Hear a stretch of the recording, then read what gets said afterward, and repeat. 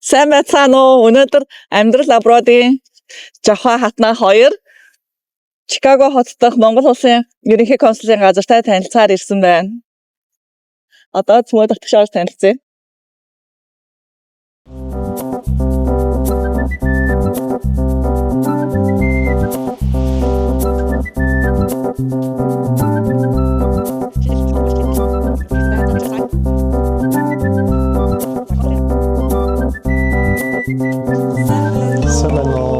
Сайн явж ирвэ. Сайн явж ирлээ. Та бидний консулын газар танилцуулаач. За манай консулын газар маань Illinois мужийн Schaumburg хотод байрлаж байна. За тэгээд консулын газрын одоо байрыг танилцуулахад энд бол ингээд манай Монгол иргэдийн санаачлагаар бий болсон бизнес холбоод гэдэг юм уу те. Энд үйл ажиллагаа явуулж байгаа Монгол иргэдийн бизнесийн одоо юм танилцуулга мэдээлэл, контакт, одоо бизнес карт, тэгээ брошюр ингээд ийм танилцуулга сурчлагын ийм материал юмнууд мэдээлэлүүд байдаг. За иргэд маань ирээд бас танилцаад Монгол иргэдийнхээ бас үйл ажиллагааг бас дэмжиж ажиллах боломжтой гэсэн үг. За тэгээд энэ хэсэг маань бол манай консулын газрын иргэдийг хүлээн авах хүлээлгийн одоо танхим гэж хэлж болно. За тэгээд бас Монгол өв соёлын төвгээд энд бас үйл ажиллагаа явуулж байгаа юм ашигын бас байгууллага одоо байгаа. За энэ Монгол өв соёлын төвийн үйл ажиллагаанд бол манай Чикаго консулын газар бас дэмжиж ажилладаг байгаа. За тэгээд манай консулын маань ажлын өрөө. За консул маань уулзалттай байгаа учраас бас яг одоор байхгүй байна. За өдрөөшөө бол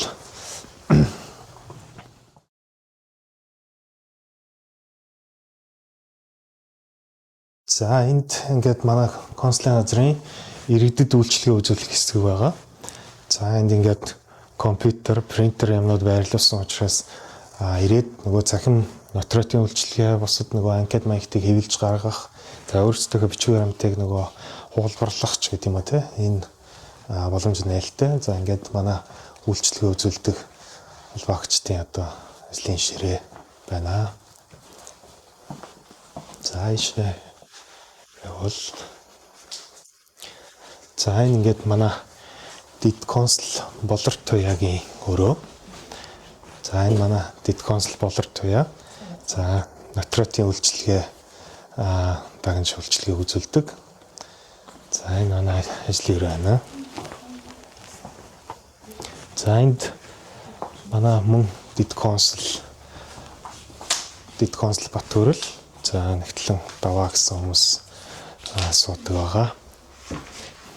За дид консул Батөрөл маань иргэний улсын бүртгэлийн үйлчлэгийг одоо хариуцсан үйлчлэгийг үзүүлдэг байгаа. За консулын газрын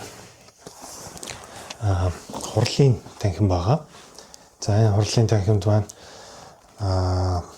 консулын газрын одоо Америкийн нэгдсэн улсын төрийн болон төрийн бус байгууллагуудтай их уулзалт, за мөн иргэдийг хүлээж авах уулзалт гэдэг юм уу те, хоёр талын харилцаа болон ийм хурлын өрөө байрлаж байна. За мөн дээрээс нь консулын газар, дипломат төлөөлөгчийн газар болохынхаа хувьд гадаад харилцааны яамны удирдлагын доор үйл ажиллагаа явуулж байгаа.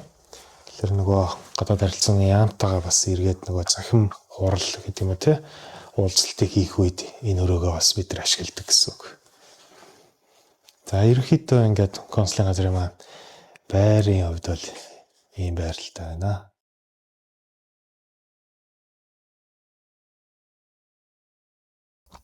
Өнөөдөр би та бүхэндээ Чикаго хот дахь Монгол улсын консулын газрыг танилцуулахаар ирсэн байна.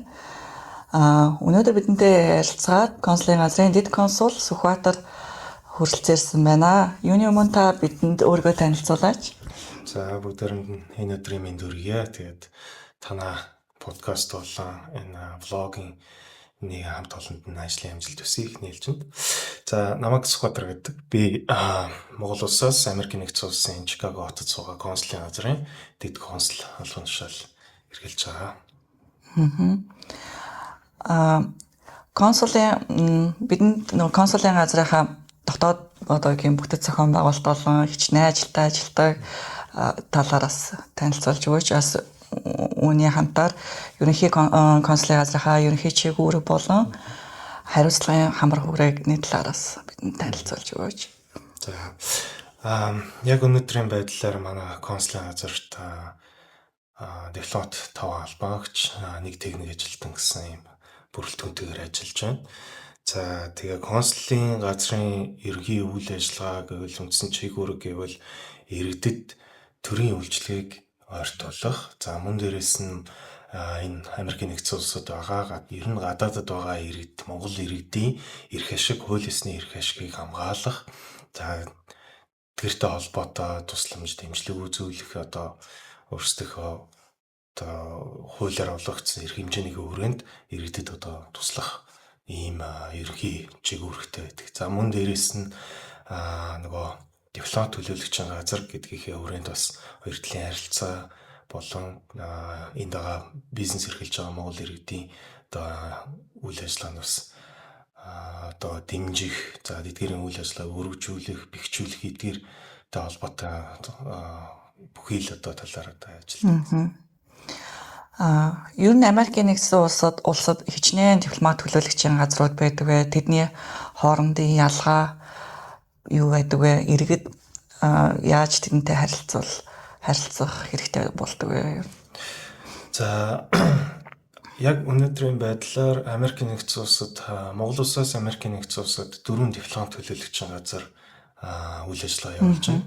За Вашингтон DC хотод байгаа элчин сайдын яам, за Нью-Йорк хотод байгаа байнгын төлөөлөгчийн газар, за Сан Франциско хотод байгаа ерөнхий консулын газар, за мөн Чикаго хотод байгаа консулын газар гэсэн ийм 4 байгууллага үйл ажиллагаа явуулж байна. За иргэд маань ер нь эдгээр дипломат төлөөлөгчийн газартай харилцахад олон бүх төрлийн л суугаар харилцах боломжтой. Офисийн утсаар, эсвэл имэйл хаягаар, эсвэл энэ бүх дипломат төлөөлөгчийн газрууд маань өөрсдөө гэсэн Facebook захим хуудаснууд ажиллаж байгаа. За нөгөө сошиал орчин гэдэг маань цаг үед нэлээд бас ингээд хүмүүсийн өдөр тутмын юм хэрэглээ болсон учраас бас сошиалоор дамжуулж иргэдтэй харилцах буюу жишээ нь Facebook, Messenger ч юм уу ингээд харилцах боломжтой. Гэхдээ ерөнхий төрийн үйлчлэгийг авахтаа бол аль болох имэйлээр нөгөө албан байдлаар харилцах нь өөрөө зохистой гэж хардаг л да миний хувьд. Гэхдээ яг мэдээж нөгөө иргэдийн өдөр тутамдаа имэйл бичих боломжтой хүн байна, боломжгүй хүн байна гэдэг ингээ янз янз. Тэгээ нөгөө Facebook, Messenger ч юм уу тийм сошиал харьцаа сурсан хүмүүс маань тэд нар маань илүү амар байдаг болов. За мөн утсаар ярих боломжтой ч юм байна. Эсвэл зөвхөн мессеж бичих тийм сонирхолтой ч хүмүүс бас байдаг. Тийм болохоор ямар ч суугаар харьцах боломжтой гэсэн. Энэ 4 төлөөлөгчийн газар ер нь дөрвөлэл ижил үйл ажиллагаа явуулдаг. Яг цар хүрээний хувьд бол үйл ажиллагаа явуулж байгаа цар хүрээний хувьд бол арай өөр жоохон баг зэрэг ялгамжтай. Жишээ нь элчин сайдын яам гэдэг бол нэг улсаас нөгөө улсад зөвхөн нэг л байдаг. Жишээ нь ерөнхий консулын газар болон консулын газар гэдэг ойлголт бол нэг консулын газар гэдэг ойлголт бол ингээд том жижиг хоёр янз байгаад элчин сайдын яам бол нэг л байдаг. Энэ бол зөвхөн улс орныг төлөөлж байгаа нэг том толгой байгууллага гэсэн үг. Байнгын төлөөлөгчийн газар гэхээр бас арай өөр. Нэгдсэн үндэсний байгууллагын дэргэд байгаа. Байнгын төлөөлөгчийн газар аахгүй. Тэгэхээр үндсэн үйл ажиллагааны жишээ нь нөгөө нэгдсэн үндэсний байгууллагын төр тутмын үйл ажиллагаатай оролцох ч гэдэм үү тийм Монгол улсын байр суурийг илэрхийлэх гэдэг ингээд нөгөө дипломат болон хоёр талын харилцааны чиглэлийн үйл ажиллагаанд ихтэй. За консулын газрын хувьд бол нөгөө иргэдэд үйлчлэгээ үзүүлэх, иргэдийн хууль ёсны эрх ашигыг хамгаалах гэдэг чиглэлээр илүү түлхүү ажилладаг. Гэхдээ мэдээж хэрэг нөгөө дипломат ажилтан байгаагийнхаа хувьд нөгөө байгууллага хоорондын хоёр талын харилцааг бас тэнцвэртэй хадгалж авч явдаг л гэсэн үг л дээ. Консулын газар иргэдэд үйлчлэгээ үзүүлэхдээ онлайнаар болон биеэр гэж ангилж үйлчлэгээ үзүүлж байгаа тий. Тэгээ онлайнаар яг ямар үйлчлэгээ үзүүлдэг вэ? Иргэдээс авах боломжтой байдаг вэ? Бас биеэр зайлшгүй ирж иж авах таас ямар үйлчилгээнүүд байдаг вэ? За юуны өмнө эхлээд би нөгөө консулын газрын иргэдэд үзүүлж байгаа үйлчилгээний төрлүүдийг бас мэдээж танилцуулсан дээрх. Нэгдүгээрт нотратын үйлчилгээ гэж байгаа. За хоёрдугаарт иргэний улсын бүртгэлийн үйлчилгээ гэж байгаа. За гуравдугаарт яг хуу ерөнхий нэршлэлээр нь консулын үйлчилгээ гэдээ нэрлэж болно. За нотратын үйлчилгээ гэдэг бол Монгол Улсын хууль тогтоомжоор бол тухайн иргэн зайлшгүй өөрийн биеэр авах ёстой үйлчилгээ. Гэхдээ Америкийн нэгдсэн улсад буюу за одоо бас өөр улсуудад үйл ажиллагаа явуулж байгаа дипломат төлөөлөгч газруудад бас тулгарч байгаа адилхан зүйл нөгөө муж хооронд явж үйлчлэг аавна гэдэг өөрөө энд хүндрэлтэй. Одоо жишээ нь Висконсин мужид байгаа иргэн Иллинойс мужид ирээд үйлчлэг авах гэдэг бол яг хүндрэлтэй байна. Тэгэхээр нөгөө цахимаар үйлчлэгийг авахын нөхцөл боломжийг ер нь сүүлийн жилүүдэд Монгол Улсын засгийн газраас хэрэгжүүлж байгаа бодлогын хүрээнд илүү их төлөв дэмжиж байна. Тэр хүрээндээ одоо нотратын үйлчлэгийг цахимаар авах боломжтой. Цахим нотратын үйлчлэг. Тэгээ манай консулын газрын вебсайт руу ороод харах юм бол вебсайт мэдээлэл дээр мэдээлэл нь дэлгэрэнгүй байж байгаа. Цахим нотратын үйлчлэгээ нь иргэн гэртээ байж хата өөрөө интернеттэй орчинд компьютер дээрээс нөгөө итгэмжил болон бус төрлийн үйлчлэг итгэмжлийн одоо ерөнхийдөө авдаг үйлчлэгээ итгэмжил хийлгэж. За энэ итгэмжлийн үйлчлэгийг цахимаар хийгээд илгээгээд за энэ болохоор консулын ажилтнанд илгээнгүүт консулын ажилтан түүнийг нь онлайнаар хянаад одоо системээр орож хянаад тэгээд зөвшөөрдөг. За тэгээд зөвшөөрсний дараа гар үсэг зурах шаардлагатай. За тэрийг бичлэн авчирч болно. Эсвэл гар үсгээ зураад шуудангаар одоо пост шуудангаар буюу цагтл шуудангийн харилцаагаар илгээж болдог. Нотратын үйлчилгээний үед юм. За иргэний улсын бүртгэлийн үйлчилгээ гэхээр төрсний бүртгэл, гэрэлт бүртгэл, за нас орсны бүртгэл, за иргэний шинжилсэн бүртгэл, гадаад паспорт захиалга гэх мэтлэн 6-7 төрлийн үйлчилгээнүүд байгаа. За эдгээр үйлчилгээнүүдийг иргэний шинжилсэн бүртгэл гэдэг үйлчилгээг ер нь зайлшгүй биеэр авах хэрэгтэй. За бусад төрлийн үйлчилгээг нь бол цахимаар авах бүрэн боломжтой. Шуудагаар материалаа явуулаад юм уу эсвэл онлайнаар харилцаж хагаад хэрхэн яаж үйлчилгээг авах, заавар зөвлөгөөг авч чад үйлчилгээ авах боломжтой. За тэр иргэний шинжилсэн бүртгэл гэдэг байгаа нь нөгөө цахим иргэний үнэлгээг авахын тулд за тухайн иргэний нөгөө биеинд авахцгүй өгөгдөл буюу одоо хурууны хээ гэдэг юм уу те энэ бүгдийг нь төхөөрөмжнөр уншуулж систем рүү оруулдаг. Тэгэхээр зайлшгүй өөрөө нөгөө тухайн иргэн одоо тэр хурууны хээг шуудагаар илгээх боломжгүй учраас зайлшгүй өөрөө л ирэх ёстой гэсэн үг тий. За гурав дахь нөгөө консулын үйлчилгээгээд байгаа нь ерөнхий энд одоо хэрэгт хөвгт орооцолцсон ч гэдэг юм уу хөөсөх бол байгууллага төрс хатуулагдсан ч гэдэг юм уу. За эсвэл нөгөө эд хөрөнгө хөрөнгөөр охроод гэмтэргийн аврагч болсон ч гэдэг юм уу те. Ийм төрөл асуудлууд гарсан тохиолдолд тухайн иргэн консулын газар руу одоо тухайн иргэн эсвэл тэдгэрийн гэр бүл ар гэрийн хүмүүс холбогдоод ийм асуудал дээр би хэрхэн яах вэ гэдэг нөгөө зөвлөгөө мэдээлэл авах боломжтой. Тим үйлчлэгээнүүдийг ерөнхийдөө хэлээд байгаа. Нөгөө нэг хэлээд байгаа иргэдийн хууль ёсны ашиг сонирхлыг, эрх ашиг сонирхлыг хамгаалах, хангах тэр талын үйлчлэгээнүүдийг ер нь амруулж ойлгож болно. За мөн дээрээс нь Монгол авах шаардлагатай төрлийн үйлчлэгээнүүдийг эндээс авах боломжтой үйлчлэгээнүүдийг бас авах тэдгээр үйлчлэгийг амруулж ойлгож байгаа юм л да. Ер нь энэ консулын газрын үйлчлэгээтэй холбоотойгоор иргэдэд тулгардаг асуудлууд ер нь юу байдаг вэ? Ямар асуудлаар иргэд илүү их гомдол гаргадаг вэ ч юм уу эсвэл одоо үйлчлэгээтэй холбоотой үйлчлэг авахтай холбоотойгоор их тулгардаг те одоо консулын байгууллага иргэд хоорондын одоо тулгардаг гол асуудлууд нь юу вэ? Хоорондын харилцаан дээр бас ямар үйлчлэгээ энэ тэрийг мэдээгүйсээ болоод иргэд илүү их хохирдог вэ ч тийм үү те? Тэр талаас яг одоо энэ хоёр талтай юм байна л да. Консулын газар бидэрт тулгарч байгаа хүндрэл эсвэл иргэдэд тулгарч байгаа хүндрэл хоёр талаас нь л ярих хэрэгтэй. За хоёрчсан би эхлээд нөгөө мэдж байгаараа иргэдийн толгордог нийтлэг одоо хүндрэл бэрхшээлүүд юу гэдэг юм хэрэг манай Монгол иргэд маань энд нөгөө ирээд оршин суугаад одоо нэлээд удаан ингээ хугацаанд оршин сууж байгаа иргэдийн хувьд Монголын төрийн үйлчлэгийг аваагүй удацсан. Нөгөө цахим иргэний үйлчлэг гэж юу гэдгийг мэдэхгүй болцсон. Өөрсдөө нь иргэний үйлчлэг гадаад улсаарт нөгөө бичиг баримтууд нь бүгд хүчингүй болцсон. Тэр тохиолдолд ирээд үйлчлэгээ авах гэхээр хүндрэлтэй байдлууд бий болж эхэлдэг.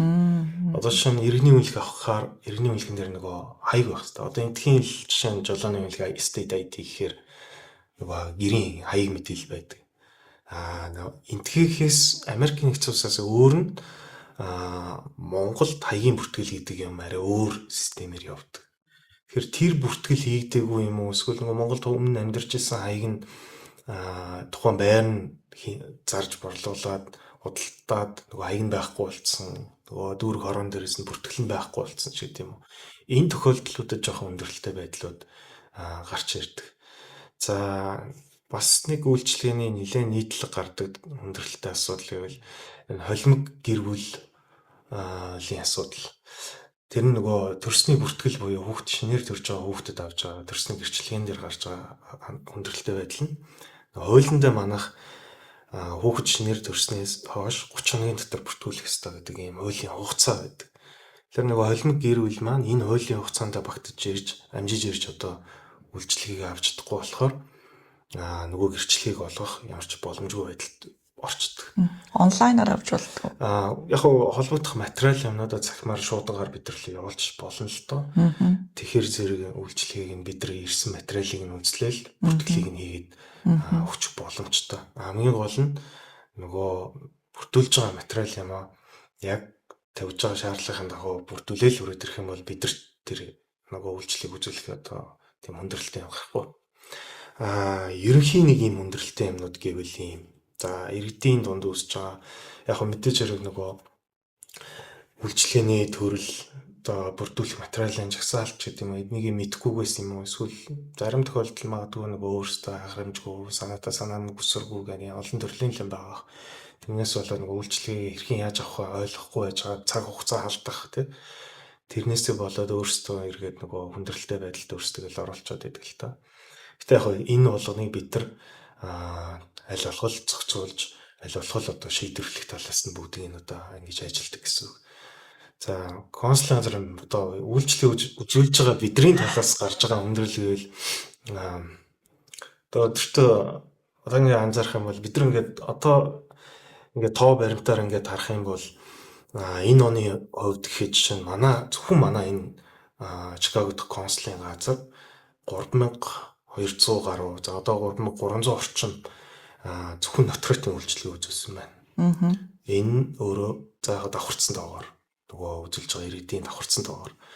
Тэгэхээр нэг консулын газар зөвхөн жилдээ 3300 итгэмжлэл хийж байна гэдэг нь өөрөө бас тийм бага тоо биш аа. Тэгэхээр нөгөө нэг үйлчлэгийг үзүүлж байгаа хүмүүс өдөртөө орж ирнэ. Тэгээ бидрийг шүүмжилдэг нэг юм л нөгөө утсаа авдггүй гэдэг юм ярьдаг л та. Тэгээ яг мэдээж бас заримдаа ч үнэхээр авч амжихгүй ч үе гараад байдаг нөгөө иргэд олонноор орж ирж байгаа үед бид нөгөө өрөөндөө үйлчлэгийг сая ингэ харлаа шүү дээ. Бид тэр өрөөндөө үйлчлэгийг үзүүлж байгаа үед утас цаанд дуурайд байдаг, хажууд дуурайд байдаг. Бид нар авчаад өрөөндөө үйлчлэхүү утсаар ярих уу гэдэг л ийм сонголтод олждөг. Тэр нэг бидэнд яг бас бидрийг бас жоохон ойлгоорой гэд аль болох бид хичээж байгаа шүү гэдгийг л захиж хэлмээр нэрэд дээ. Ер нь түрүү тодорхой байдлаар эрхэн зөрчигдөж байгаа болон ямар нэгэн байдлаар асуудалд орооцолдсон эргээд дэмжлэг авах боломжтой гэдэг хэллээ шүү дээ. Тэр үүнд ямар дэмжлэг авах боломжтой байдаг вэ? За энэ дэр бас яг нэг юм ойлголтын яг дэмжлэг гэхлээрээ бид нар одоо юу гэдгийг хуульцсан тусалцаа шууд үзүүлэх бас боломжгүй. Яг тэгэхээр энэ өөрөө бас олон улсын гэр каналч ч гэдэм үү те одоо энэгээр жоохон хязгаарлагдмал. Тэрний юу гэсэн үг гэхээр бид одоо жишээ нь цагаачлалын холбогдлолтой асуудлаар иргэд манад хандлаа гэхэд консулын газар хандлаа гэхэд бид нар шууд тэр цагаачлалын холбогдлолтой тэр асуудлыг шийдвэрлэх боломжгүй. Яг тэгэхээр энэ нь өөрөө Америкийн нэгдсэн улсын дотоод асуудал байхгүй. Тэгэхээр бид нар аль нэг улсын одоо Монгол улс өөр нэг улсын дотоод асуудалд хөндлөнгөөс оролцох боломжгүй. Бид нар ямар нэг гаргаж байгаа шийдвэр нь одоо нөлөөлөх боломжгүй. Бидний одоо хийж одоо хязгаарлагдмал байдалд хийж чадах тэр зүйл нь observe буюу одоо хөндлөнгөөс хяналттай байх. За хөндлөнгөөс нөгөө иргэд маань жишээ нь одоо гэмтэрэгт холбогдсон иргэн орчуулагч авч чадж байна уу? Нөгөө өөрийгөө илэрхийлж чадж байна уу? Нөгөө өмгөөлөгч авч чадж байна уу? Одоо хууль ёсны ашиг сонирхлын тухайн кейс дээр нь өмгөөлөгч байна уу? Тэр одоо энэ сугуул улс Америк цаанаас нэг өмгөөлөгчийн тавьж өгч байна. Эсвэл өөрөө өмгөөлөгч авч байна ч гэдэг юм уу те. Эсвэл нөгөө цагдаа орох байранд байхдаа дарамт шахалтанд орж байна уу? Ямар хүндрэлтэй байдал бий болж байна те. Тэр бүгдийг холбогдох эрх бүхий нөгөө хууль зохиолох байгууллагч гэдэг юм уу? Тэр байгууллага нь хүмүүст уламжилж тэр асуудлуудыг шийдвэрлүүлэх тим дэмжлэгийг хэлж байгаа. Тэрнээс яг бас дээрэс нь нэг юм иргэдэд туслах сан гэдэг ийм сан байдаг. За тэр нь гадаадд байгаа иргэд нөгөө санхүүгийн болон ийм санхүүгийн хүндрэлтэй ийм байдалд би орсон тохиолдолд консулын газар болоо одоо нөгөө дипломат төлөөлөгч газруудаараа дамжуулаад хүсэлт өгөөд холбогдох материалаа бүрдүүлээд нотлох одоо тий өөрийгөө яг үнэхээр би ийм санхүүгийн хүндрэлтэй байдалд орчоод байна шүү гэдгээ нотлож чадах юм бол хүсэлтээ өгөөд за түүнийг нь бид нар гадаад харилцааны яам руу уламжлаад за тэнд иргэдэд туслах санг хариуцсан ийм ажлын хэсэг байдаг. За тэр ажлын хэсэг нь хуралдаад шийдэ гаргадаг. За энэ хүн үнэхээр хүндрэлтэй байдалтай байна гэх. За тэгээд энийг энэ байдлаар эрүүл мэндийн асуудалд ороод санхүүгийн хүндрэлт тийм одоо жишээ нь яг миний санаж байгаа кейс би нөгөө өмнө Сан Францискод ерөнхий консулын газар бас дэд консулаар ажиллаж байсан. Тэгэхээр тэнд одоо тохиолж ирсэн кейсүүдийг зөвөр санахад гэртээ одоо өөрөө хаус нь пүүлтэй. Тэгээ нөгөө пүүлтэй ингээд нас орсон нөгөө сэлж байгаад ингээд живчихсэн. Тэгээд гэхдээ нас ороогүй нөгөө азар хүн туслаад авраад гаргаад гол нөгөө нэг ингээд пүүл усанд ингээд живсэн хүн ч нөгөө тэрхний юм эрүүл мэндийн хувьд амар хүндрэлтэй байдал бий болоод за арга ирээс нь ээж аав нь л байгаа. Ээж аав нь ирээд нөгөө тэтгэврийн насанд хүрсэн хүмүүс болохоор энд ажил хийх боломжгүй ч юм уу тий. Мөн дээрээс нөгөө аялын визээр ирсэн учраас ажил хийж болохгүй. Тэнгүүд нөгөө удаан хугацаанд тэр нөгөө охиноо асрахаар санхүүгийн хувьд тэр хүмүүс жишээ нь хүндрэлтэй байдалд орж байгаа байхгүй. Тэгэхээр энэ тохиолдолд бас нөгөө тухайн үед бол энэ хүсэлтээ өгөөд тэгээд иргэдэд туслах санаас бас нэг тодорхой хэмжээний мөнгөний тусламжаас үзүүлж байсан л та. Гэхдээ мэдээж хэрэг манай улс өөрөө санхүүгийн юмдаас хувьд тийм мундаг хүчрэх биш байгаа болохоор боломжоор л одоо тусламжийг үзүүлж байгаа юм л да. Одоо иргэдийг нөө эрхэн зөрчиж гэнэ үгүй юу дээр илүү их ажиглалт хийгээд асуугаад хэрэг зөрчигшөө тохиол тэрэн дээр нь одоо эрхийг хамгаалах талаар холбогдох байгууллагатай нь холбогдох ч юм уу шаардлага тавьдаг гэдэг чинь. Тэгээд Монгол улсын иргэд хвшлийн дээрээс гондлоо гардаг шүү дээ тийм иргэдийн эрхийг хамгаалсангүй гэхэд тийм энэ дээр ойлголцлын зүрх байгаад байна гэсэн үг тийм ер нь яг тий одоо яг бид нар нөгөө тэр хууль ёсны ашиг сонирхлын хангаж чадж гэнэ үү тэрэн зөрчигдөж гэнэ үгүй юу гэдэг дээр хяналт тавиад нөгөө эндхийн байгууллагад хандхаар бидрийг бас хүлээж авах байгууллагч байна хүлээж авахгүй ч газар байна. Яг мэдээж хэрэг аль нэг улсын одоо засгийн газар улсыг төлөөлж байгаа аль биесний хүмүүс гэхэлэр бас яг арай өөр хүндэтгэлтэй ханддаг л та мэдээж хэрэг аль биесний байр суурийг илэрхийлж ханддаг байхгүй. Тэгээ бид нар нөгөө юу гэдгийг байнга тогтмол ингээд хойноос нь хөөцөлтгөлөөр тэр хүмүүс хариу ерөөс өхөө болчдөг ч юм уу. Ингээд ерөөсөө кейс бай кейс ингээд нөгөө одоо асуудал бүрээр л яаж шийдвэрлэж болох уу гэдгийг л хойноос нь хөөцөлдөг. Тэгээ яг иргэдийн хувьд тэрийг маань их тийм сайн ойлгож өгдөг. Мэдээж хэрэг нөгөө өөрт нь бэрхшээл тулгарчаад байгаа учраас тэр хүнд одоо хэцүү л байж таараа. Тэр тэрийг тэр асуудал нь шийдвэрлэгдэхгүй болохоор мэдээж хэрэг бохомдол бий болж л байгаа хэл та. Тэгээд тэр утгаараа бас бидрийг бас юу гэдгийг ажиллахгүй байна, болохгүй байна ч гэдэм юм ийм шүүмжлэлтэй байдлууд зөндөл байгаа. Ер нь ганц манаагч биш. Ер нь л одоо энэ төлөв төлөвлөж байгаа. Тэр энэ гэхдээ яг энэ асуудал бол гэхдээ ганц Монгол улсын хувьд хэрэгцээ вирус биш. Ерөөсө бүх улсад ийм зүйл бий. Яг одоо жишээ нь өөр бусад улсын консулын газруудын албаагчтай ингээд ажлын уулзалтаар ч юм ингээд ярьж хахад эрдийн үйлчлэгийн талаар ингээд асуухад бас ялгаахгүй л ийм хүндрэлтэй байдлууд зөндөө байдаг юм лээ. Гэтэ яг бид нар одоо аль болох өргөсөн танархтай тэр танархынхаа өрөөнд мэдээж хэрэг иргэдтэй өөрсдөө чадлаараа л одоо ажиллаж байгаа. Мэдээж хэрэг хүн 100% гэж байхгүй те төгс төгөлдөр гэж юм байхгүй. Алдаа дутагдал зөндөл байгаа. Тэгээд тэр болгондоо бас гэтээ би төгс биш шүү гэдээ хойш суугаад байх биш. Мэдээж хэрэг нөгөө урагшилж үндэ туслах те иргэдэд туслах талаас л аль болох бүхнийг хийн л те. Ер нь Монгол улсын иргэд бүртгэлтэй иргэд хичнээн болж байна. Үүнд консулын ажилчид хангалттай хурж ажиллаж чадгаар байна уу? Нэмэгдэх шаардлага үүсэж байна уу?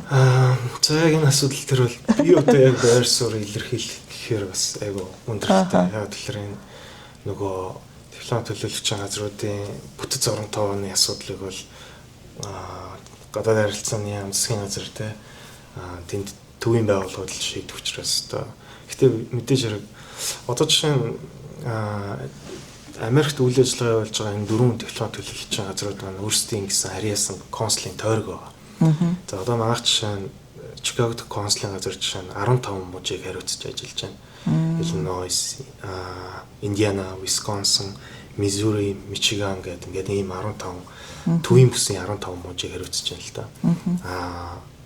Одоо баруун бүсийн мужуудыг Сан Франциско дахь ерөнхий консулын газар хариуцж байгаа гэсэн. За зүүн бүсийн мужуудыг бол ерөнхийдөө дийлэнхтэй Вашингтон буюу DC байгаа элчин сайдын яамны консулын хэлтэс ерөнхийдөө хариуцаад явж байгаа гэсэн. За Нью-Йорк байнгын төлөөлж байгаа газар бол үндсэн шигүүрг нь арай илүү харилцаа талтай учраас бас консулын үйлчлэгээ арай багтаа баг. Гэхдээ мэдээж хэрэг зүүн бүр хязгаарын бүсийн одоо иргэд хамгийн ойр байгаа нь л гэвэл Нью-Йорк дахь байнгын төлөөлж байгаа газраас үйлчлэгээ авна л да.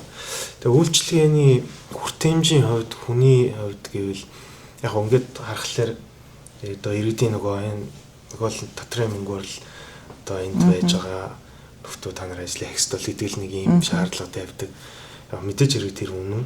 Гэхдээ бид нар төвийн бүсийн 15 мужид одоо зөвхөн дангаараа Индиана, Illinois мужид бол за баг албан бусд боогоор бараг 10 орчим мянган монгол иргэд байна. 10,000 хүнд 5 хүн. Тэгэхээр харьцааны хувьд мэдээж хэрэг нэг хүнд ногдох үйлчлэг. Мэдээж 10,000 хүн үйлчлэгээ зэрэг авахгүй л дээ. Гэхдээ нөгөө жилийн 365 хоногийн хугацаанд бол тойроход нэг албан агчд ногдож байгаа үйлчлэгээний хэмжээ бол бас тийм баг гэж бол би бол хэлэхгүй. Мэдээж хэрэг зөвхөн энэ Illinois мужид гэхэд 10,000. Цаана дахиад 14 муж байгаа. Тэгэхээр нийт хэдийн иргэн байх вэ? Яг нь албан нөгөө Америкийн нэгдсэн улсад оршин суугаа иргэдийн одоо яг албан ёсны тоо гаргана гэдэг өөр айгүй хүндрэлтэй бэрхшээлтэй асуудал та. Яа тэгэхээр нөгөө аялын визээр төр орж ирээд гараад явсан хүнийг бид нар албан гэж тоолох юм уу?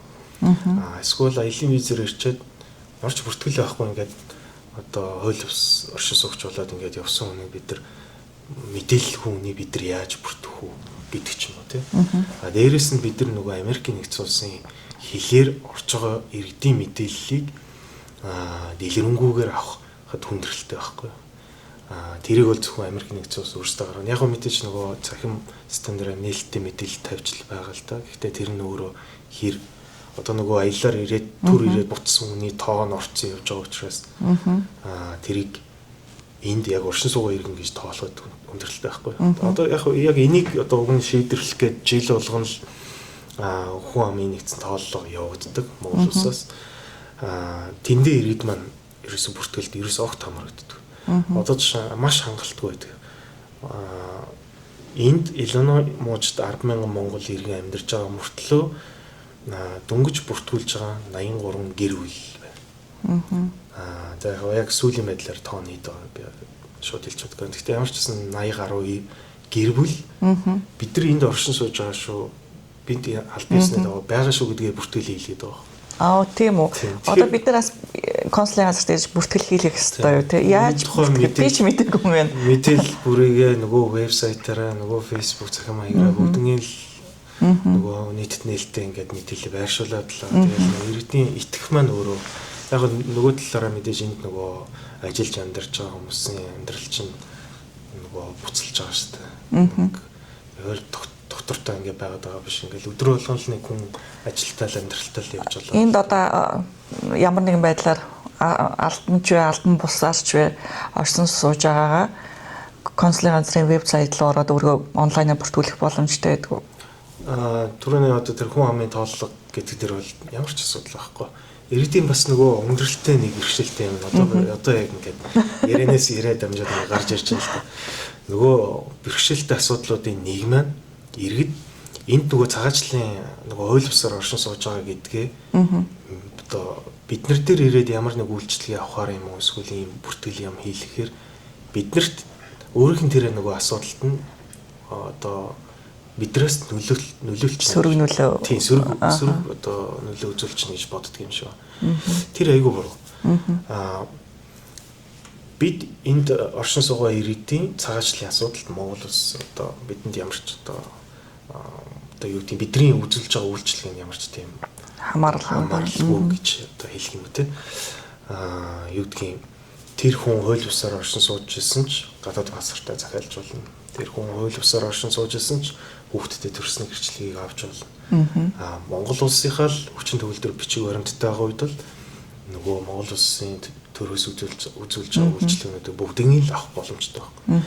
Бид нар дээр ирээд хууль бусаар оршин сууж байгаа гэдээ бид нар дээр ирээд ирлээ гэхэд бид нар тэр хүнийг цааш нь Америк нэгдсэн улсын цагаачлалын албанд мэдэгдэнэ гэдэг ойлголт ерөөсөө тэр бол огт байхгүй тийм зүйл байна. Тэгэхээр тэр ойлголтыг одоо нэг иргэд бие биедээ өөрсдөө ингээд нөгөө одоо ташаа мэдээлэл тараагаснаас ариг нь бүртгэл хийх дээр тусдаа юм бүртгэл хийх аян явуулмаар юм шүү тий. Бүртгэлээ хийлгээрэй гэдэг. Ер нь бол бүртгэлийг бол хүн сайн дураараа хийлгэх ёстой зүйл болчиход байгаа байхгүй. Тэгэхээр хизээл бол хизээ бүртгүүлж болно. Тэр чөлөөтэй нээлттэй бид нар энд оршин суугаа иргэдийн бүртгэл гаргах юм бол бидэнд Монгол иргэдэд илүү одоо давуу байдал бий болно гэсэн. Тэр нь юу гэхээр нөгөө Монгол улсаас үзүүлж байгаа төрийн үйлчлэгээ чинь за энэ Америкийн төвийн бүстэйгээ 15 мужид нийт 21595 хүн байна, Монгол иргэн байна гэдэг ийм нарийн тоотой болчих юм бол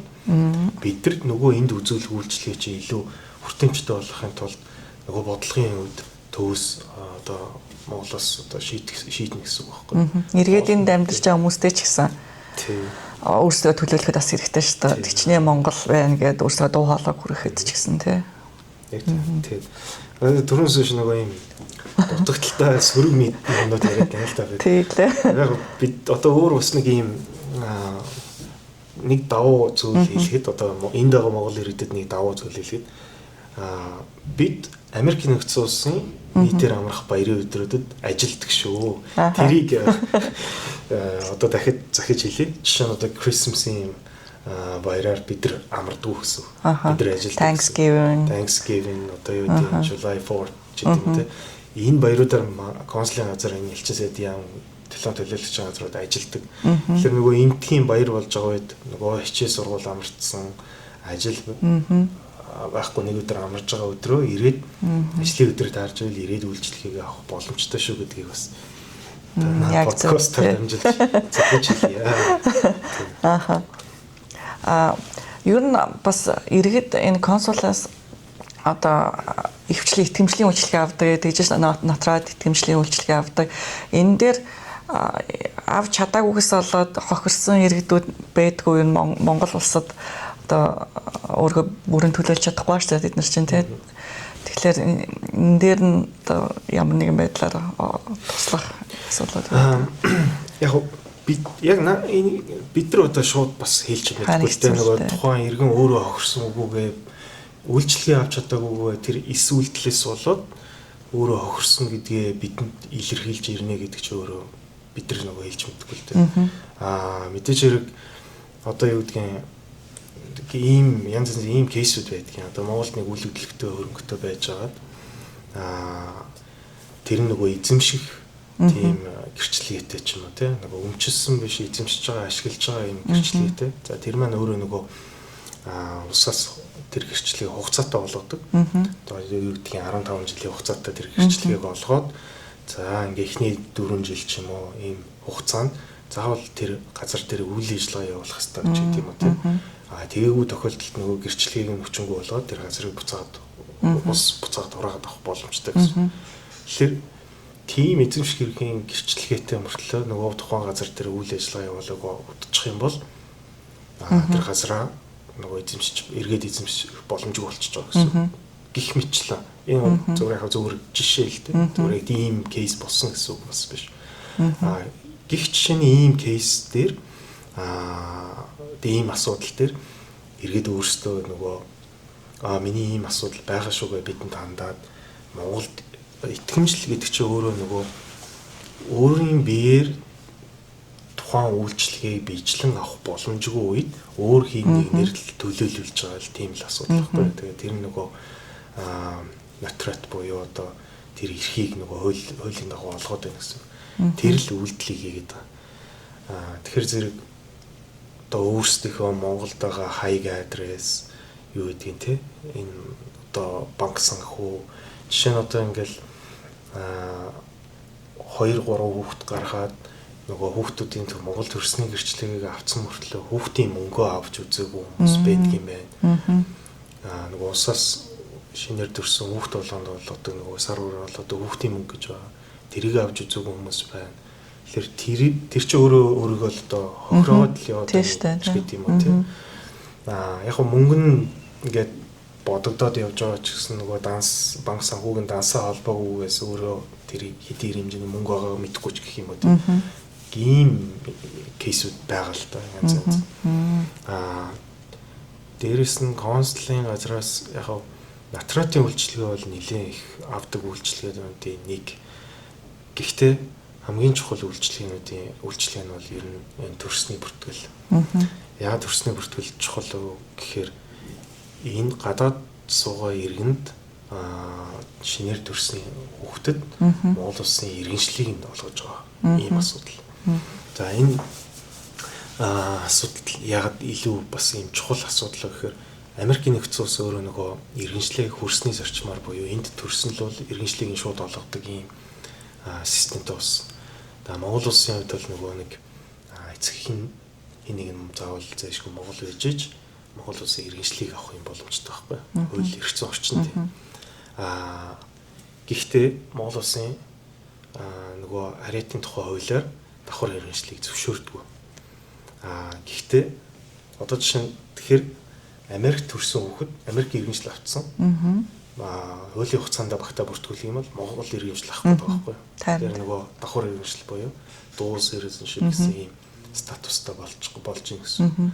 Тэгэхээр нэг талаараа энэ Монгол улсын хууль тогтоомжийг зөрчөөд байгаа юм шиг боловч нөгөө улсын бүртгэлийн тухай хуулиндаа болон үндсэн хуулиндаа бид нар өөрсдөө Монгол улсын Монгол иргэдээс төрсэн хүмүүсийг бүртгэж иргэншлийг олгоно л гэдэг заалттай учраас хуулийн өөрийн юм одоо практик юм зөрчилдөөн бий болсон. Энийг одоо олон улсад бол дефакто гэх хуулиар зөвшөөрөөгүй боловч бодит амьдрал дээр хэрэгжээд байгаа энэ асуудлыг л дефакто гэдэг. Ийм байдалтай. Тэгэхээр нөгөө иргэд маань бас нөгөө буруу ойлголт бий болоод байдаг нь Америк иргэншилтэй учраас Монгол иргэншил авч болохгүй гэж ойлгоод байдаг. Тийм ч юм байна. Эсвэл Монгол иргэншил авсан мөртлөө 18 нас хүрэхээр нь энэ хоёрын аль нэгийг нь заавал сонгох хэрэгтэй гэдэг юм ойлголттой ч хүмүүс байна. Монгол улсын хувьд хуулиараа Монгол улсын иргэнийг өөрийг нь ямар нэг үндэслэлгүйгээр иргэншлээс нь асах тийм оргилсон зохицуулалт. Тэгэхээр хин нэг хүн өөрөө хүсээгүй л байгаа үед иргэншлээс нь асахгүй л гэсэн үг байхгүй. Тэгэхээр 18 нас хүрсэн ч гэсэн Монгол иргэншлээ хадгалж болно гэсэн үг. Үндсэн хуулиараа олгогдсон ихээр эдлээд шүү дээ. Хариатын хуулиад бол жоохон асуудал тэр байж гисэн тий. яг энэ гэхдээ ганц Монгол улсын ч асуудал бас биш. Энэ одоо хятад улсад бас энэ асуудал байна. Солонгост байна, Японд байна. Энэ яг манай ийм иргэншил олгодог ижлэгэн системтэй улсуудад бий болж байгаа асуудлууд. Яг тэгэхээр Америкт ирээд суушаад мэдээж л хүмүүс өрөвхттэй болно тийм амьдрал үргэлжлэн. Тэгэхээр нөгөө нэг эндхийн систем ийм одоо хөрсний зарчмаар иргэншил олгодог системтэй улсад хүүхдэнд өрчихлөөр нөгөө давхар иргэншлийн асуудал бий болчиход байгаа. Одоо бүр өөр улсын зарим жишээ гэх юм бол одоо Бразил юм уу за өөр юм Португал ээж автаа тэгсэн мөртлөө Америкт төрсэн хүүхд 3 иргэншилтэй байх ч гэдэг юм уу. Ийм кейсүүд бас байдаг байхгүй юу. Тэгэхээр Монгол ээж автаа ч бай, холимог гэр бүлүүд ч бай айл иргэншлээ давхар аваад явах бүрэн боломжтой л байна шүү дээ тий. Яг хоо тэгэл нөгөө харьяатын тухай хуулиараа давхар иргэншлийг зөвшөөрөхгүй байгаа ч гэсэн бүртгэлээрээ бид нар олох юм хэрэгцээ зохицуулалт байна л гэсэн. Тэгээ ялангуяа энэ холимог гэр бүлүүд Монгол хүүхдтэй бол Монгол паспортаа ч гэсэн аваад явуул бас зүгээр л юм байна тий. Ялангуяа төрсний гэрчлэгээ болон хүүхдийн мөнгө тий. Тийм одоо бид нар хуулиар олгогдсон тэр тавьж байгаа шаардлагыг бид нар зөрчиж чадахгүй. Холимог гэр бүлийг 31 холимогч биш ер нь Монгол улсын ээж аав нь монголч ойлоо монголч байсан, хин нэг нь монголч байсан 31 дотор хүрээдэл ирсэн бол бид нар бүртгэл үүрэгтэй. Тэгэхээр яг холимог гэр бүлийн хувьд бол нэг бэрхшээлтэй асуудал нь тэр яг 30 хуулийн 31 дотор л ирэх ёстой. Тэрнээс цаашаа болчихлоор бүртгэл хийх боломжгүй юм байдал үүсчихдэг. Тэр нь яг тэгэхээр систем дээр нөгөө регистрийн дугаар үүсгэж болчихдог байхгүй юу? Автоматар. Тэгэхээр бид нар нөгөө 31 итэрсэн үед бол одоо аргалах боломжгүй л гэсэн үг. Бүр ямар тохиолдолд төрсний гэрчлэгээ авах боломжгүй болж байна. Одоо мөрдөж байгаа ямар ч гэсэн энэ системийн хүрээнд бол бид олох боломжгүй болчиход байгаа. За ямар тохиолдолд тэгэхээр 30 хоногоо баримтлах нь байна тий.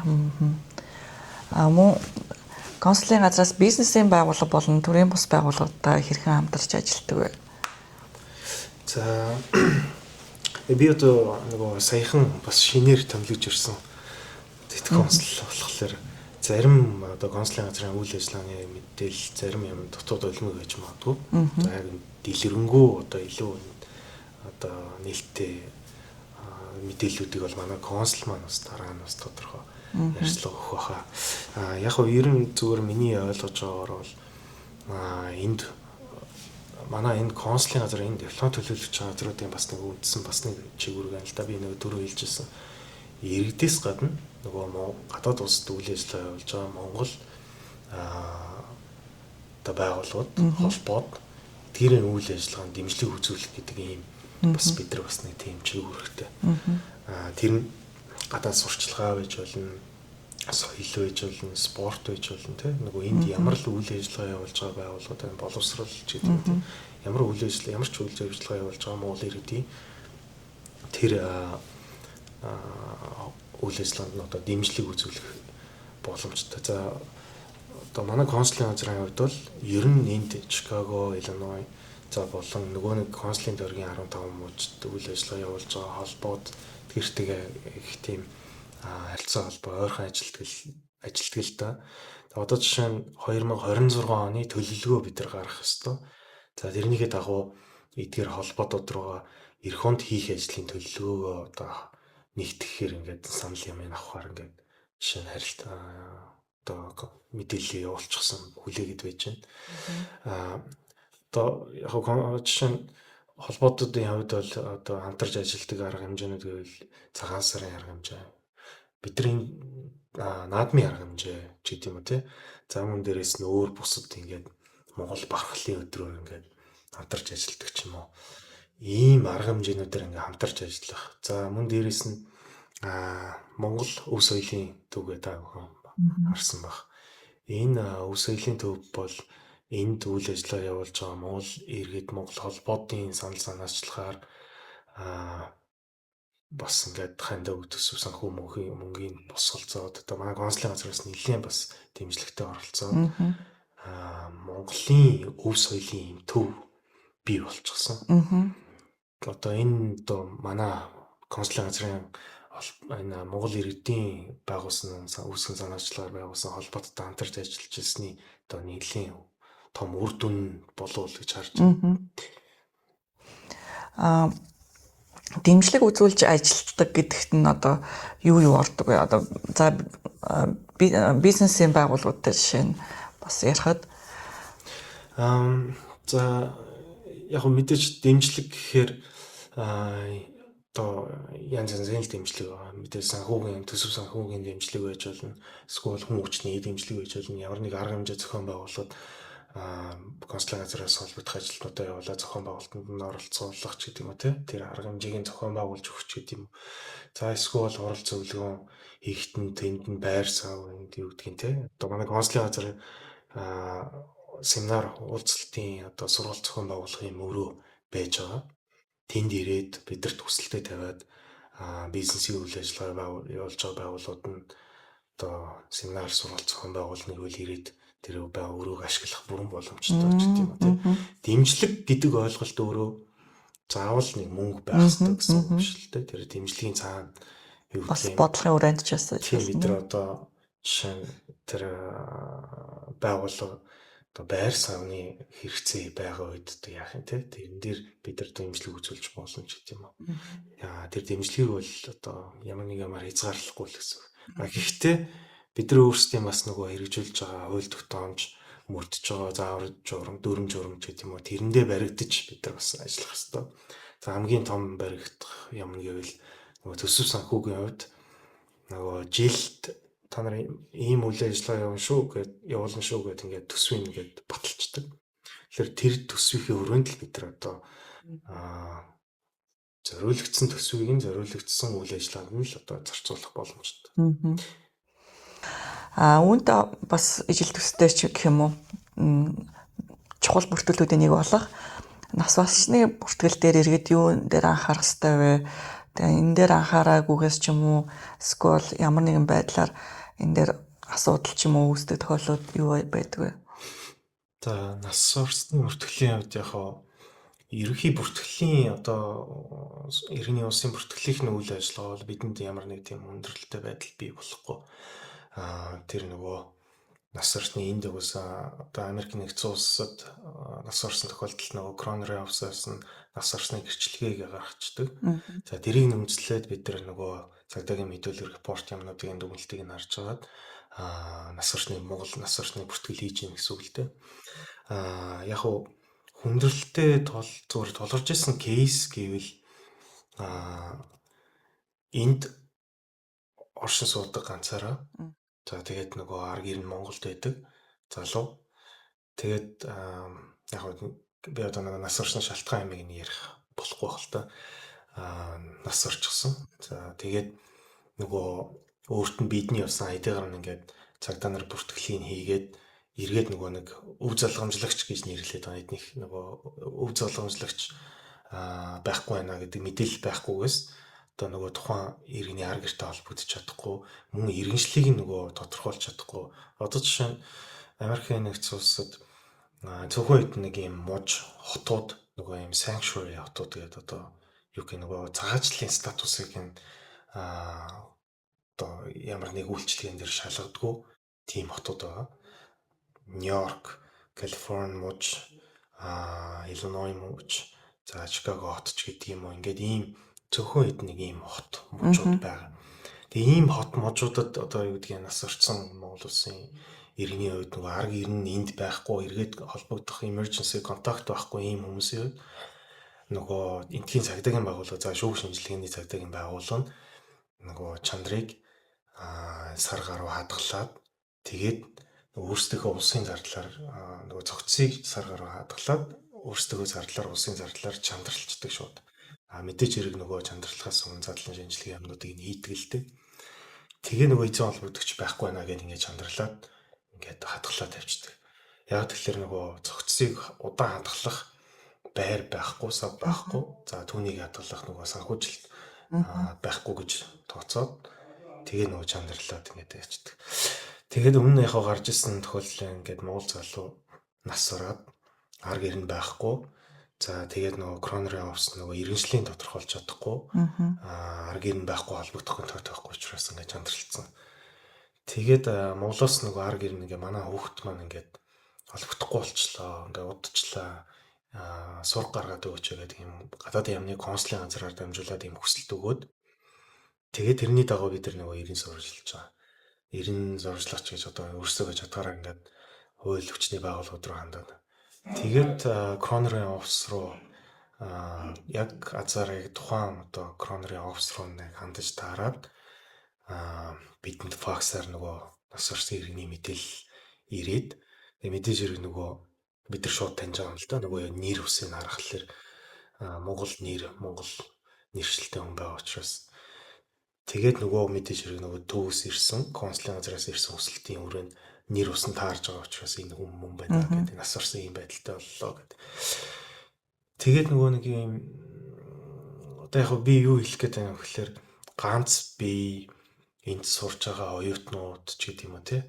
Тэр оюутнууд маань нөгөө өөрсдөө нөгөө нэг юм богино хугацаагаар байгаа учраас нөгөө өөрсдөө аюулгүй байдал эргээд нөгөө ар гэрийнхэнтэйгээ контакттай байх. Нөгөө л түрүүний яриад байгаа иргэд маань бас элчин сайдын яам консулын газраар ингээд нөгөө бүртгэлтэй Монгол иргэний бүртгэлтэй байна гэдэг нь өөрөө бидэнд нөгөө тэр хүнийг ямар нэг байдлаар асуудал гарлаа гэхэд эргээд нөгөө дата мэдээлэлээс шүүгээд хаана ядаж гэрээ ин хаана гэдгийг мэдчихвэл бид нар яваад очих байхгүй юу гэдэг ингээ асуудлыг хойноос нь хөөцөлдөж болно. Эсвэл нөгөө цагдаагийн байгууллага хандаад энэ хүн байхгүй болчлоо гэх нэг welfare check хийлэгдэх ч юм уу тий. Ийм байдлаар ингээд хандах боломжтой. Тэгэхээр нөгөө иргэд маань бас тодорхой хэмжээгээр бидэнд бас бүртгэл мэдээлэлтэй байх юм бол хэрэгтэй болов уу гэж. Тэгээ яг нас орсны бүртгэлийн хувьд бол бүртгэлийн яг нөгөө үйлчлэлийн маань бол ямар нэг асуудал байхгүй, өндөрлөлтэй асуудал үүсэхгүй. Эргээд нөгөө Монголоос ар гэр нь тухайн одоо нас орсон иргэнийг Монгол руу авч явахад санхүүгийн бэрхшээл бас жоохон гарч ирдэг. Яг тэгэхээр нөгөө чандар авч явахад ямар нэг төлбөр байхгүй боловч нөгөө цогцыг одоо ширлийг одоо ингээд авч явахад маш хэмжээний зардал бий болдог ч гэдэг юм те. Тэгээд жоохон тэр асуудлууд жоохон хүндрэлтэй байдлууд бий болдог. Тэгтээ яг тэгэл энэ дагаар орсон Монгол иргэд холбоод маань сайхан сэтгэлтэй хүмүүс их байдаг учраас одоо ямар нэг байдлаар амьд тусламж бий болгоод тэгээд ингээд зохицуулж шийдтгэлтэй. Сая нэр бүртгэлтэй холбоотойгоор энэ төрсний гэрчлэгийг авах гад ирж байгаатай холбогдуулаад ч юм уу ямар нэгэн бичиг баримт авах гад ирж байгаа иргэдээ шууд автоматар бүртгээд болдог. Яг хоо бид нар болохгүй юм байхгүй. Гэхдээ нэг хүний өөрийнх нь нэг юм консент байх хэрэгтэй. Консент буюу одоо шууд асуугаад шууд бүглээ. Яг албан хүчээр яг бүртгэж болно л доо. Гэтэ нөгөө тухайн иргэн өөрөө нөгөө өөрийнх нь өвгний мэдээлэл одоо бид нар ч бас бид нар энд Америкийн нэгдсэн улсын хууль тогтоомжоос илүү Монгол улсын хууль тогтоомжийг мөрдөж ажиллаж байгаа учраас нөгөө өвгний мэдээллийн тухай хууль гэж байгаа. Тэгэхээр нөгөө тухайн иргэн өөрөө зөвшөөрж ийж тэр нөгөө өвгний иргэний мэдээллийг ашиглаж байгаа гэсэн үг байхгүй. Тэгэхээр тэрийг нөгөө хадгалах дата мэдээллийг ингээд бүртгэж авах гэдэг чинь өөрөө өвгний мэдээлэл болчиход байгаа байхгүй. Өвг нэр регистрийн дугаар юу гэдэг тийм. Тэгэхээр нөгөө консент байх хэрэгтэй. Мэдээж хэрэг бусад үйлчлэгээн дээр нөгөө би энэ үйлчлэгийг авах гээд ирж байгаа шүү гэдгээр нөгөө хүсэлтээ гаргаж ийн гэдэг утгаараа консент бий болж байгаа. Тэгэхээр тухайн өөр үйлчлэгээн дээр авсан иргэний мэдээлэл байгавал бид нар тэр мэдээллийн дагуу одоо юу гэдгийг шаардлагатай холбогдсон ч гэдэг юм үү тийм. За өнөөдөр бидэнтэй ярилцсанд маш их баярлалаа. Тэгээд ер нь иргэдтэй хандаад нэмж хэлэх зүйлсүүд юу вэ? Бид хоёрын бас яриаггүй зүйлсүүд юу байна? Бас ярихыг хүсэж байгаа, нэмж хэлхийг хүсэж байгаа зүйлсүүд юу вэ? Тэр талаараа хуваалцаач. За ер нь яг иргэдэд захиж хэлэх гэх юм. Иргэдэд зөвлөгөө гэвэл одоо Монгол улсаас үзүүлж байгаа үйлчлэгээ идэвхтэй авах хэрэгтэй байна. Одоо ингээл 17 жилийн дараа хүүхдээ бараг яг насан туршийн өмнөхөн ирж төрсний бүртгэл хийлгэж гэрчлэгээ авах гэж ирж байгаа байхгүй. Тэгэхээр тэр ч айгүй хүндрэлтэй байдал бий болгож байгаа гэсэн. Тэгэхээр нөгөө аливаа үйлчлэгийг цаг тухай бүртний ирж авах юм бол өөртөө илүү боломжийг л бий болгож ийн л гэж ойлгох хэрэгтэй. Мөн дээрэс нь бид нар нөгөө энд ганц байрлаад офстер байрлаад нөгөө үйлчлэгийг үзүүлээд байхаас гадна нөгөө нэг консулын тойргийн 15 мужи руугаа томилтоор ажиллаад консулын үйлчлэгийг одоо Монгол иргэд илүү ийм олон байгаа мужууд руугаа л одоо явах нь одоо боломжтой тийм нөхцөл байх шүү. Тийм консулын үйлчлэгийг иргэдээ бүр ингээд дөхүүлж энд байрлахаас гадна дахиад очиод ингээд үйлчлэгийг үзүүлэхэд ингээд очиод байна л та. Тэгэхээр үйлчлэгийг л яг тэр үед нь зар мэдээллийг харж аваад бидрийг одоо Facebook дээр одоо манай консулын газрын Facebook хаяг өгнө хитгэхтэй. Тэгээ нэг иргэд маань даахгүй мэдээлэл тавиад байдаг ингээд сонирхолтой юмнууд зөндөө тавьдаг, бизнесийн хүрээллийн бизнесийн орчны ялгарх мэдээлэлч тавьдаг ч гэдэм үү те. Ингээд болж байгаа арга хэмжээний бүх мэдээлэл тавьж байгаа. Тэгээ манай консулын газрынхаа Facebook хаягийг дагаараа гэж уриалмаар байна.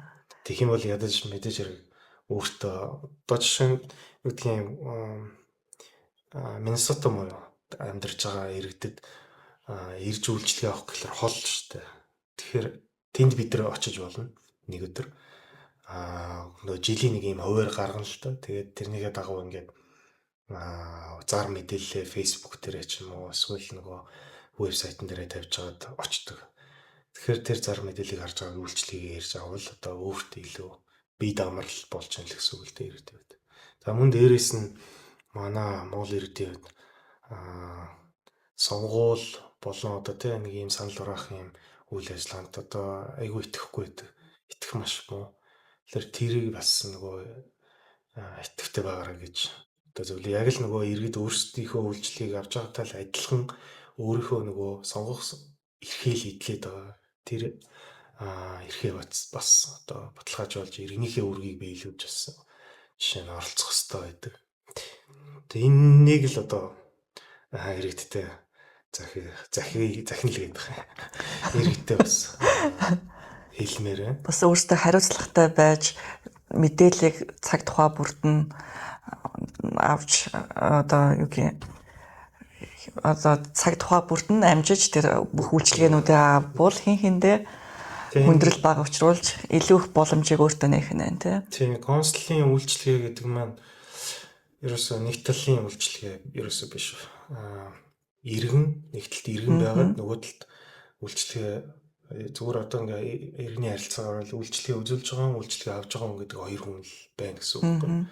Тэгэхээр үйлчлэгээ авж байгаа хүн байхгүй үед энэ хүн юу суух юм. Эсвэл үйлчлэгээ үзүүлэх хүн байхгүй байхад энэ хүн яаж үйлчлэгээ авах юм ч гэдэг юм уу тийм. Тэгээд ялбаа нөгөө хоёр талтай учраас одоо иргэд маань итгэвтэй байж бидний үйл ажиллагаач бас түүнийг илүү итгэвтэй эрчимтэй одоо тий байна гэсэн л ойлгоо. Эцсийн дүндээ өөрсдийнхөө эрх ашиг хамгаалж байгаа учраас хариуцлагатай хандъя тий. Ирэх байгаа үед бол үүрэг дагаад ямар ч байдал байгаа л гэж ойлгох хэрэгтэй. Одоогийн тэр төрсний бүртгэл, иргэний бүртгэл ч гэдэг юм уу эдгээр үйлчлэгийг авахд цаг хугацаанд бүртгүүлэх үед Монголд одоо жишээ нь зөрчлийн тухай хуулиар тургуул оногдолдог байхгүй. Жишээ нь төрсний бүртгэлийг хуулийн хугацаанд нь бүртгүүлж аваагүй бол 20,000 төгрөгийн тургуультай ч гэдэг. Тийм нөгөө тургуул одоо систем тийм нөгөө ажиллаж идэг. Бид нар энд нөгөө иргэдэг торгох боломжтой байхгүй. Тэгэхээр яаж торгох юм? 20,000 төгрөгийг доллараар шилжүүлж бид нар долларын тургуульд явах юм бэ? Тэгэхээр тийм хүндрэлтэй л дээ. Тэгэхээр тийм тургуул бол оногдуулахгүй, хариуцлага хүлээлгэхгүй байгаа үед бол үйлчлэгийг аваад л ах хэрэгтэй гэсэн. За баярлалаа өнөөдөр бидэнтэй ярилцсанд. Баярлалаа. Та бүхэнд хүрэлцэн ирсэн авлаа бас дахиад ажлын амжилт хүсье. Баярлалаа. Та бүхэнд бас ажлын өндөр амжилт хүсье. Баяр таа.